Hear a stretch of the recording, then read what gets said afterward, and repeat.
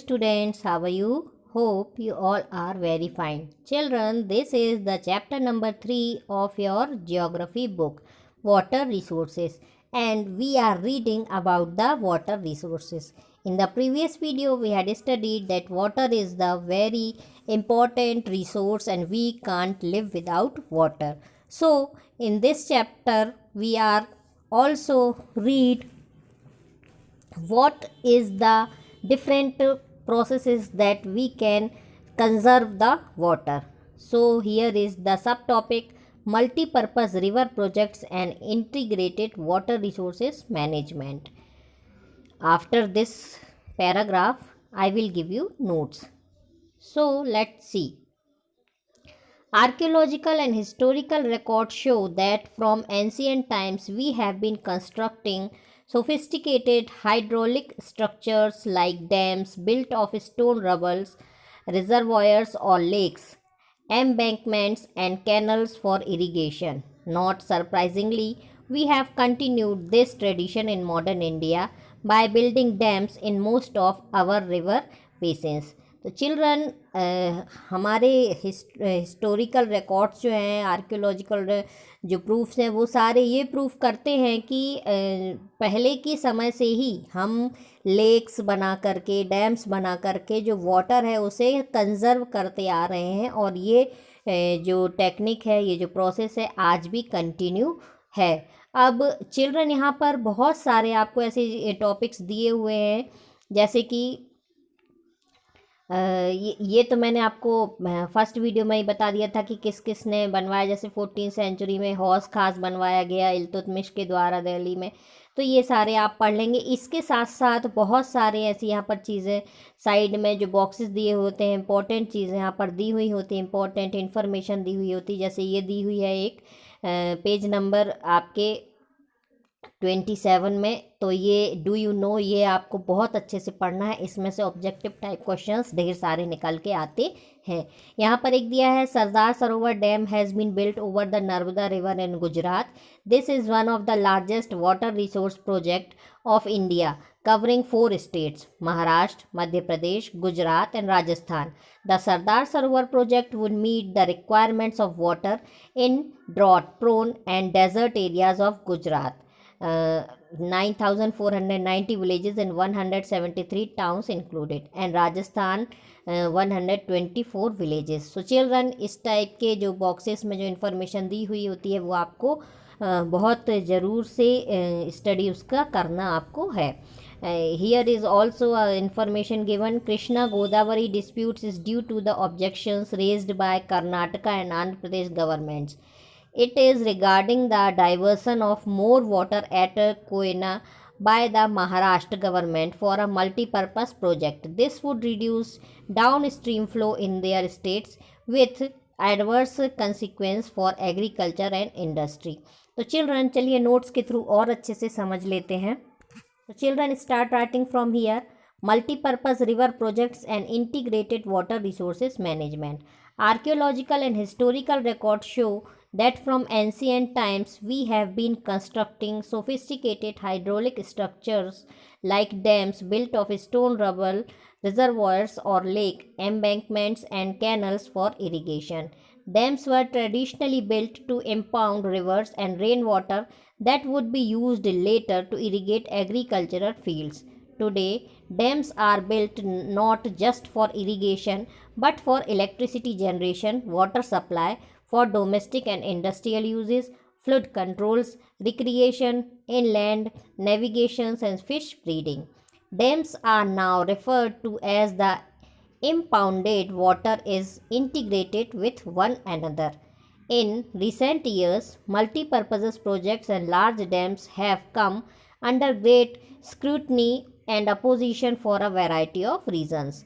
The reservoirs that are created on the floodplains also submerge the existing vegetation and soil, leading to its decomposition over a period of time. Multi-purpose projects and large dams have also been the cause of many new social movements.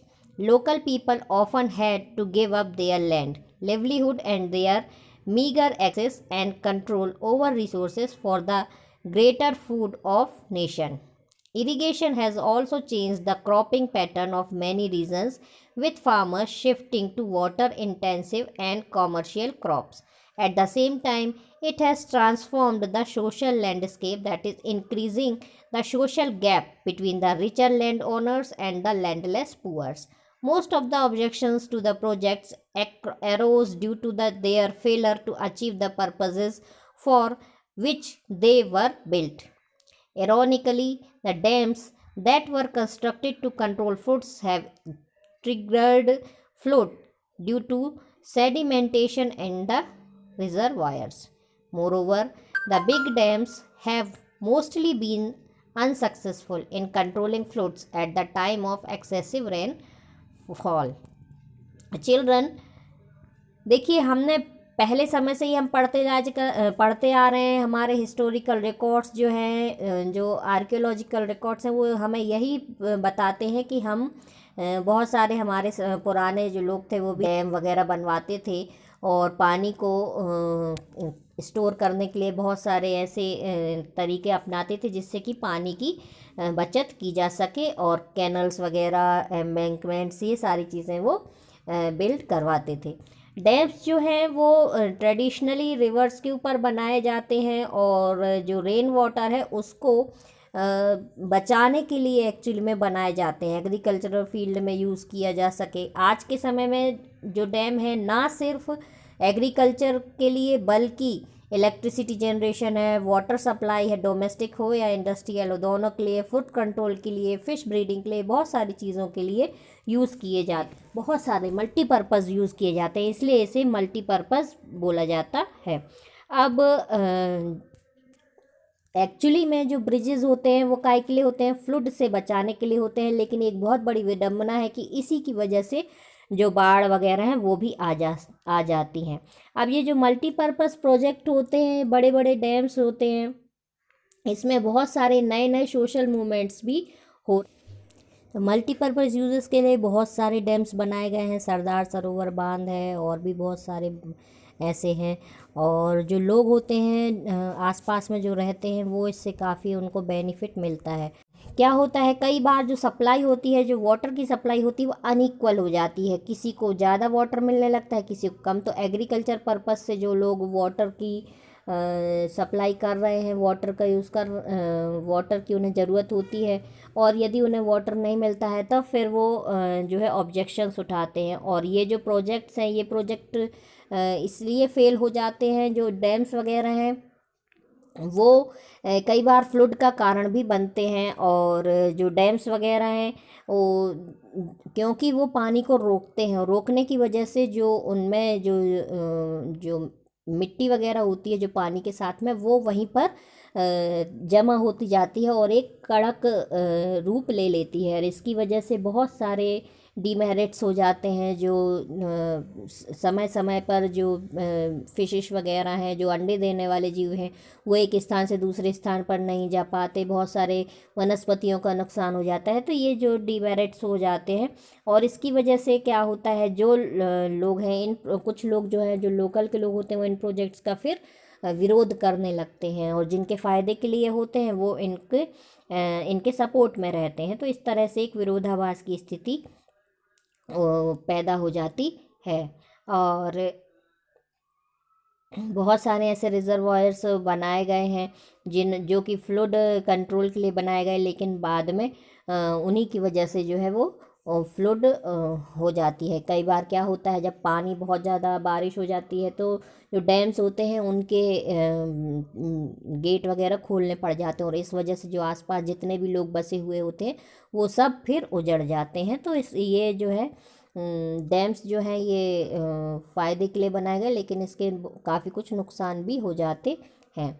और बड़े बड़े जो dams हैं इस वजह से वो जो फ्लड को कंट्रोल नहीं कर पा रहे हैं, और एक्सेसिव रेन वाटर की वजह से, तो ये सारी चीज़ें ये डैम्स की अनसक्सेसफुल को शो करते हैं। और इसलिए कई लोग जो हैं वो डैम्स बनाने का विरोध भी करते हैं। फिर हम रेन वाटर हार्वेस्टिंग के बारे में पढ़ेंगे।